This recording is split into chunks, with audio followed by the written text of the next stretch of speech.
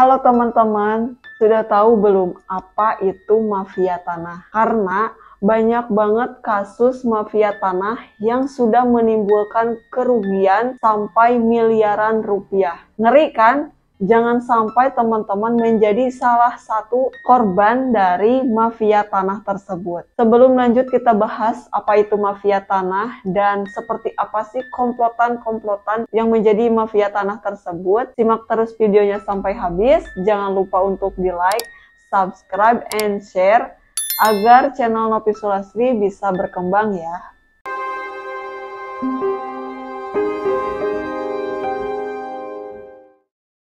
Teman-teman, supaya tidak menjadi korban mafia tanah tersebut, teman-teman harus ketahui apa itu mafia tanah. Mafia tanah adalah kelompok yang bekerja sama secara terorganisir untuk mengambil tanah secara ilegal, yaitu tanah milik orang lain. Kelompok ini terdiri dari 3 aktor yang bekerja sama secara berkesinambungan. Apa saja itu ketiga aktor tersebut? Yang pertama yaitu kelompok sponsor. Kelompok sponsor ini yaitu pemberi dana yang akan memberikan dana baik untuk melangsungkan aksinya menjadi seorang pemberi dana. Kemudian yang kedua, garda terdepan, yaitu kelompok yang berada di barisan paling depan untuk melakukan aksi dalam mencuri tanah milik orang lain.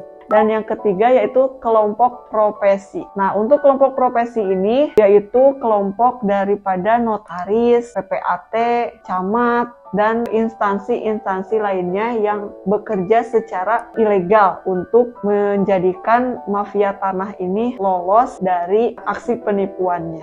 Nah, teman-teman, ngeri kan ketika teman-teman menghadapi kasus dari mafia tanah ini. Karena kemarin beberapa bulan yang lalu ada artis yang terkena kasus mafia tanah dan itu nilainya miliaran rupiah. Bisa dibayangkan kan kalau misalnya kita memiliki tanah lalu kemudian tanah tersebut bermasalah gara-gara mafia tanah ini, kita akan sedikit repot untuk berurusan dengan oknum-oknum mafia tanah ini.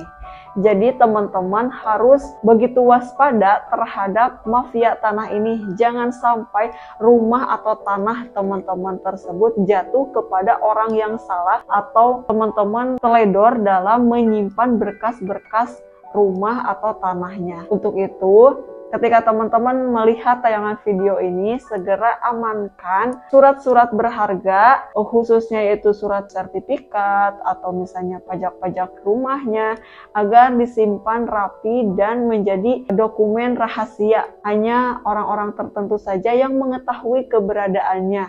Karena jangan sampai nanti disalahgunakan, karena akan repot nantinya untuk mengurusnya. Kelompok mafia tanah tentunya sudah profesional ya teman-teman. Dan di sini saya akan share 3 modus yang dilakukan seorang mafia tanah. Yang pertama, pemalsuan dokumen. Modus pemalsuan dokumen ini adalah langkah pertama yang dilakukan oleh oknum mafia tanah. Beliau atau dia ini akan memalsukan dokumen sertifikat yang diincar oleh pelaku kepada korban yang akan dipalsukan dokumennya. Kemudian yang kedua, mencari legalitas di pengadilan. Setelah dokumennya berhasil dipalsukan, oknum tersebut akan menggugat korban atas pemilik sah dokumen tersebut. Nah, dalam sidang perdata biasanya yang menggugatlah yang mempunyai kendali, sehingga oknum mafia tanah ini sering mendapatkan kemenangan atas gugatannya tersebut. Yang ketiga yaitu memalsukan surat penguasaan di BPN. Nah, oknum mafia tanah tersebut akan membuat surat kuasa palsu untuk mengambil surat yang ada di BPN. Seperti itu ya teman-teman, 3 modus yang sering dilakukan oleh pihak mafia tanah. Jadi teman-teman, jangan sampai berkas atau dokumen terhadap kepemilikan rumah maupun tanah ini dibiarkan begitu saja, karena kita tidak tahu oknum mafia tanah ini apakah itu keluarga terdekat atau misalnya pihak luar yang mengambil kesempatan atas keteledoran dari teman-teman. Lalu kenapa sih ada oknum mafia tanah? Oknum mafia tanah ini pastinya bertindak yang pertama karena terhimpit oleh ekonomi. Karena mungkin ketika kita berbuat kejahatan, mafia tanah tersebut terhimpit oleh yang namanya kebutuhan atau finansialnya yang kurang. Jadi ini adalah faktor ekonomi. Yang kedua, adanya keteledoran dari teman-teman ketika proses menyimpan dokumen. Dan yang ketiga, yaitu adanya kasus yang ditutup-tutupi. Misalnya adanya kasus tersendiri di antara keluarga atau pihak luar, sehingga memanfaatkan proses pemalsuan dokumen untuk menjadikan kepemilikan dari surat tersebut berpindah tangan. Lalu ketika teman-teman sudah terlanjur terjerumus terhadap oknum mafia tanah, langkah apa saja yang harus teman-teman lakukan? Atau misalnya teman-teman ingin menjadikan waspada, teman-teman tidak mau bertemu dengan yang namanya mafia tanah. Yang pertama, teman-teman jangan asal menyerahkan dokumen kepemilikan rumah ataupun tanah kepada orang yang belum teman-teman percayai sepenuhnya. Meskipun itu keluarga sendiri, kalau misalnya itu bukan hak waris, teman-teman jangan asal menitipkan atau asal menyimpan. Karena bisa jadi itu kesempatan untuk dibuat tindak kejahatan. Yang kedua, teman-teman juga harus selektif dalam memilih notaris atau PPAT yang teman-teman percayakan.